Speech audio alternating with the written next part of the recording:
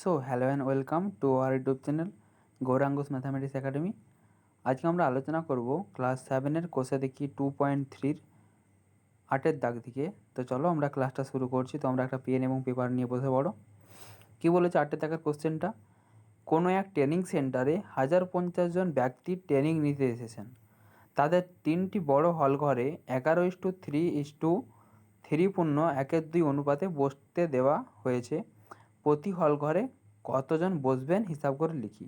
তো দেখো, আমাদের দেওয়া আছে 1050 জন টোটাল আমাদের ট্রেনিং নিতে এসছে এবং একটা হল ঘরে বসতে দেওয়া হয়েছে, সেই অনুপাতটা দিয়ে দেওয়া আছে। তো প্রতি হল ঘরে কতজন বসবে আমরা লিখবো, ঠিক আছে। 3টি বড় হল ঘর, তাহলে প্রথম হল ঘরে বসবেন এতজন, দ্বিতীয় হল ঘরে বসবেন এতজন এবং তৃতীয় হল ঘরে বসবেন এতজন। এটা করলেই আমরা পেয়ে যাব, ঠিক আছে। তো চলো আমরা দেখাচ্ছি কীভাবে অঙ্কটা করেছি। দেখো, 3টি বড় হল ঘরে বসতে দেওয়ার অনুপাতটা দেওয়া আছে 11:3:3 এবার আমরা হচ্ছে 11:3 যেটা মিশ্র ভগ্নাংশ ছিল ওইটাকে আমরা সাধারণ ভগ্নাংশে পরিণত করলাম। 3-এর সঙ্গে 2 গুণ করলাম, প্লাস 1 করলাম। 3 × 2 6, 6 + 1 7, 7/2 হয়েছে, ঠিক আছে। এবারে দেখো 1 1 আর 2-এর হচ্ছে লসাগু বার করেছি। 1 আর 2 লসাগু হচ্ছে 2 হয়। ওই 2টাকে আমরা 11-র সঙ্গে 2 গুণ করব, 3-এর সঙ্গে 2 গুণ করব আর 7/2-এর সঙ্গে 2 গুণ করব, ঠিক আছে। আমাদের অনুপাতটা কত আসলো? 11:6:7। ক্লিয়ার? এবারে প্রথম হল ঘরে বসবেন। আমার দিকে এরকম সাধারণ একটা পূর্ণ সংখ্যায় আমার দিকে ওই অনুপাতটা বার করতে হবে, ঠিক আছে। এবারে প্রথম হল ঘরে বসবেন। প্রথম হল ঘরে অনুপাত দেখো, প্রথম তিনটে বড় হল ঘর রয়েছে, তাহলে প্রথম, দ্বিতীয়, তৃতীয়। প্রথমের অনুপাতটা 22, দ্বিতীয় অনুপাতটা 6, তৃতীয় অনুপাতটা 7, ঠিক আছে। তাহলে প্রথম হল ঘরে বসবেন 22 ওই 22, 6 আর 7-এর যোগফল হচ্ছে আমাদের 35 × 1050, ঠিক আছে। আমরা কাটাকাটি করে দেখলাম আমাদের কত এসছে না 30, ঠিক আছে। উপরে 1050কে 35 দিয়ে কাটলে হচ্ছে 30, কারণ 3 35-এ 105 আর শূন্যটা বসে গেলে তাহলে 30 হচ্ছে, ঠিক আছে। তাহলে 30 × 22 গুণ করলে আমাদের কত হচ্ছে না 66, 660 জন, ঠিক আছে। তাহলে প্রথম হল ঘরে বসবেন 660 জন। এভাবে দ্বিতীয় হল ঘরে দ্বিতীয় অনুপাতটা কত আছে? 22-এর পরে কত আছে দেখতে পাচ্ছ? 6 রয়েছে। তাহলে 6/35 × 1050, তাহলে 35 দিয়ে 1050কে কাটলে কত হচ্ছে না 30, 30 দিয়ে 6কে গুণ করলে 180 হয়ে গেল, ঠিক আছে। তৃতীয় হল ঘরে বসবেন 7/35 × 1050, 30 হচ্ছে, 3 7 21, তাহলে 210 জন, ঠিক আছে। তাহলে প্রথম হল ঘরে বসবেন 660 জন, দ্বিতীয় হল ঘরে বসবেন 180 জন আর তৃতীয় হল ঘরে বসবেন 210 জন। নেক্সট পরের অঙ্কটা চলো। দেখো 9-এর অঙ্কটা কী দিয়েছে না 12,100 জন 12,100 টাকা মধু, মানস, কুন্তল ও ইন্দ্রর মধ্যে 2:3:4:2 অনুপাতে ভাগ করে দিলে কে কত টাকা পাবে হিসাব করে লিখি। একইভাবে অঙ্কটা হবে যে মধু, মানস, কুন্তল, ইন্দ্রজিতের মধ্যে টাকা ভাগের অনুপাতটা দেওয়া আছে 2:3:4:2। তাহলে মধু কত টাকা পাবে? 2 ওইগুলো যোগ করো। 3 2 5, 5 4 9, 9 2 11, তাহলে 2/11 ইন্টু কত টাকা, টোটাল কত টাকা আছে? 1,20,000 টাকা। তোমার হচ্ছে এই টাকাটা রয়েছে। কাটাকাটি করলে কত হচ্ছে না 1100, তাহলে 11-র সঙ্গে 2 গুণ করলে 22, পাশে দুটো শূন্য, তাহলে কত টাকা পাচ্ছে মধু? 2,200 টাকা, ঠিক আছে। এবার মানুষ কত হবে? মানুষের অনুপাতটা কত? 3, তাহলে 3/11 ইন্টু 12,100 টাকা। তাহলে 11 দিয়ে গুণ করলে 11 11 121, তার পাশে দুটো শূন্য বসে গেল। এভাবে কাটাকাটি করবে, ঠিক আছে। শর্টকাট পদ্ধতি বলে দিচ্ছি। তাহলে 3 11 33 আর পাশে দুটো শূন্য বসে গেল, ঠিক আছে।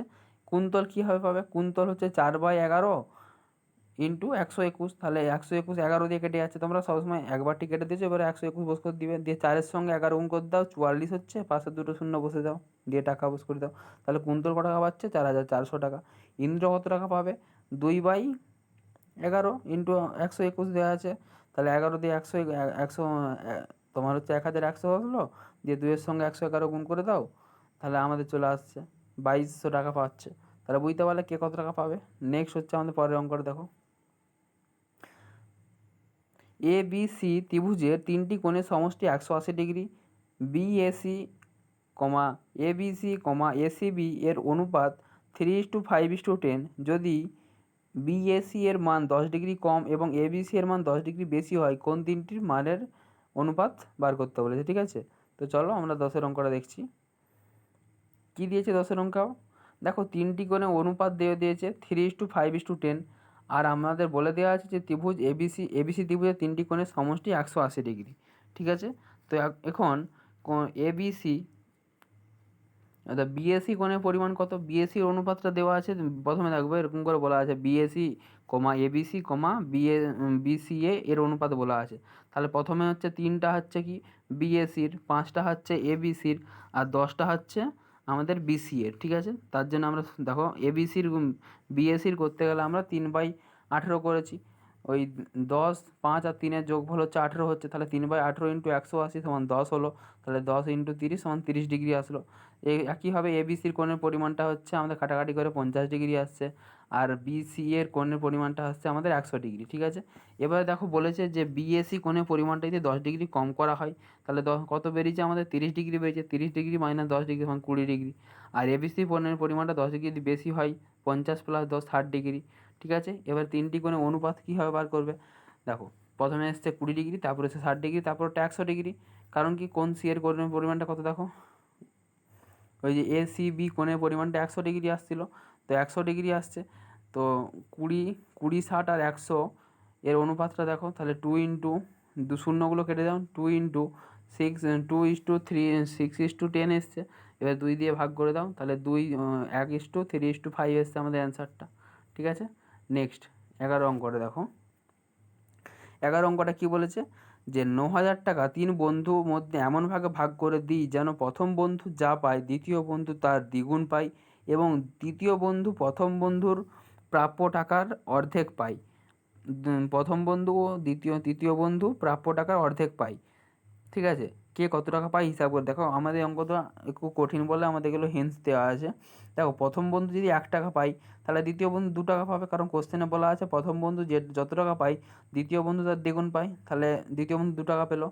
তৃতীয় বন্ধু কি বলছে, তৃতীয় বন্ধু প্রথম ও তৃতীয় বন্ধুর প্রাপ্য টাকার অর্ধেক পায়, তাহলে প্রথম বন্ধু পেয়েছে 1 টাকা, দ্বিতীয় বন্ধু পেয়েছে 2 টাকা, তাহলে প্রাপ্য টাকা 2 টাকা হচ্ছে তার অর্ধেক, তাহলে 2 দিয়ে ভাগ করে দাও, তাহলে কত এসছে 2 প্লাস 1 3 3/2 টাকা, ঠিক আছে। তাহলে প্রথম বন্ধু প্রাপ্য টাকা ইস্টু দ্বিতীয় বন্ধু প্রাপ্য টাকা ইস্টু তৃতীয় বন্ধু প্রাপ্য টাকার অনুপাতটা হচ্ছে আমাদের 2:4:3, ঠিক আছে। তাহলে অনুপাতটা পেয়ে গেলে, আর টোটাল টাকা 9,000 টাকা। এবারে কে কত টাকা পাবে বার করতে পারবে। 11 অঙ্কটা দেখো কীভাবে করা হয়েছে, দেখো লেখা আছে প্রথম দ্বিতীয় ও তৃতীয় বন্ধুর প্রাপ্য টাকার অনুপাত আমাদের 1:2:3/2 দেওয়া আছে, ঠিক আছে। তো আমরা দেখতে পাচ্ছি 2 হচ্ছে আমাদের লসাগু হচ্ছে, কাটাকাটি করছি, তাহলে 2:4:3 আমাদের কী আসছে অনুপাতটা চলে আসছে। তাহলে প্রথম বন্ধু পাবে 2 যোগফল করো, 4 3 7 2 9, তাহলে 2/9 ইন্টু 9,000, তাহলে 9,000কে 9 দিয়ে কাটলে 1,000 হচ্ছে, 1,000-এর সঙ্গে 2 গুণ করে 2,000 টাকা। দ্বিতীয় বন্ধু পাবে, তাহলে দ্বিতীয় বন্ধুর অনুপাতটা কত 4/9 ইন্টু 9,000, তাহলে 4,000 টাকা পাচ্ছে। তৃতীয় বন্ধু 3/9 ইন্টু 9,000, তাহলে 3,000 টাকা পাচ্ছে, ঠিক আছে। এইভাবে আমাদের অঙ্কটা হলো। নেক্সট হচ্ছে 12 দাগের অঙ্কটা কী বলেছে, বলছে আমাদের গ্রামে রাস্তা তৈরির জন্য পরপর 4 বছরে খরচের অনুপাত যদি 2:4:3:2 হয়, এবং ওই 4 বছরে যদি 132 লক্ষ টাকা খরচা হয়, তবে হিসাব করে দেখি দ্বিতীয় বছরে কত টাকা খরচ হয়েছে, প্রথম ও তৃতীয় বছরে মোট কত টাকা খরচ হয়েছে, ঠিক আছে। তাহলে বলতে চাইছে কি, একটা আমাদের 4 বছর ধরে রাস্তা হয়েছে, প্রথম বছর দ্বিতীয় বছর তৃতীয় বছর অনুপাত দেওয়া হয়েছে, টোটাল 4 বছরে যত টাকা খরচা হয়েছে সেটা বলা হয়েছে। এবারে প্রথম বছর দ্বিতীয় বছরের খরচার অনুপাতগুলো খরচাটা বার করতে হবে, ঠিক আছে। তো দেখো 12 অঙ্কটা কী বলেছে, দেখো প্রথম গ্রামের রাস্তা তৈরির জন্য 4 বছরে খরচের অনুপাত দেওয়া দিয়েছে 2:4:3:2, তাহলে 4 বছরে মোট খরচ হয় হচ্ছে 1,32,000 টাকা, 132 লক্ষ টাকা। তাহলে প্রথম বছর খরচা হয়েছিল, প্রথম বছরের কত 2/11 যোগফল করলে 4 2 6 6 3 9 9 2 11, তাহলে 2/11 ইন্টু 132, তাহলে 132কে 11 দিয়ে কাটাকাটি করলে কত হচ্ছে আমাদের 12, তাহলে 12 ইন্টু 2 24, তাহলে প্রথম বছর খরচা আছে 24 লক্ষ টাকা। দ্বিতীয় বছর এইভাবে কত খরচা হয়েছে 4/11 ইন্টু 132, তাহলে কত হচ্ছে আমাদের 48 লক্ষ টাকা। তৃতীয় বছর খরচা হয়েছে আমাদের 36 লক্ষ টাকা। তাহলে আমাদের কোশ্চেনে দ্বিতীয় বছর কত খরচা হয়েছিল সেটা হচ্ছে একটা অ্যান্সার হচ্ছে 48 লক্ষ টাকা, আর প্রথম ও তৃতীয় বছর মোট খরচা হয়েছে প্রথম আর তৃতীয়, প্রথমে হচ্ছে 24 আর তৃতীয়তে হচ্ছে 36, তাহলে যোগ করলে কত হচ্ছে আমাদের 60 লক্ষ টাকা, ঠিক আছে। নেক্সট 13 অঙ্কটা দেখো, বিনয়বাবু তার অবসর গ্রহণের সময় এককালীন 1,96,150,150 টাকা পেলেন। তিনি 20,000 টাকা বিদ্যালয়ের গ্রন্থাগারে দান করলেন এবং বাকি টাকা তিনি তার স্ত্রী, পুত্র ও কন্যার মধ্যে 5:4:4 অনুপাতে ভাগ করে দিলেন। হিসাব করে দেখি কাকে কত টাকা দিলেন। ঠিক আছে, তাহলে টোটাল এত টাকা পেয়েছে। দেখো 13 অঙ্কটা।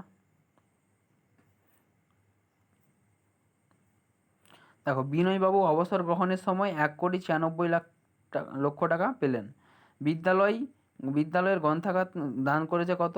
20 লক্ষ টাকা। তাহলে বাকি টাকা কত পড়ে আছে? 1,96,150 টাকা বাদ দিয়ে দাও, মাইনাস 20,000 করে দাও। তাহলে কত হচ্ছে না 1,76,150 টাকা বাকি টাকাটা। তাহলে স্ত্রী, পুত্র ও কন্যার মধ্যে 5:4:4 অনুপাতে ভাগ করে দিলেন বাকি টাকাটা, সেটা লিখেছি।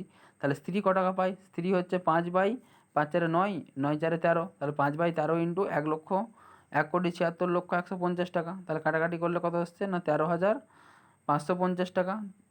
দিয়ে এবারে 5-এর সঙ্গে এই 13,550 গুণ করে দাও, তাহলে কত হচ্ছে আমাদের 67,750 টাকা।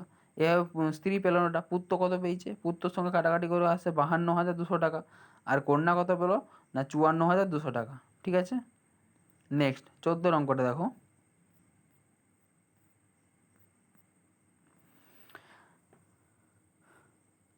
আমিনুর চাচা তার 35 কাঠা জমিতে 4:3 অনুপাতে বেগুন ও পটল চাষ করেছেন। ঠিক আছে, 35 কাঠা তার জমি রয়েছে, তার মধ্যে 3:4 অনুপাতে বেগুন ও পটল চাষ করেছে। প্রতি কাঠায় বেগুন থেকে 150 টাকা এবং প্রতি কাঠার পটল থেকে 125 টাকা লাভ করলেন। তাহলে আমিনুর চাচা মোট জমি থেকে বেগুন ও পটল চাষ করে কত টাকা লাভ পেয়েছে সেটা দেখতে হবে। ঠিক আছে, 14 অঙ্কটা দেখো।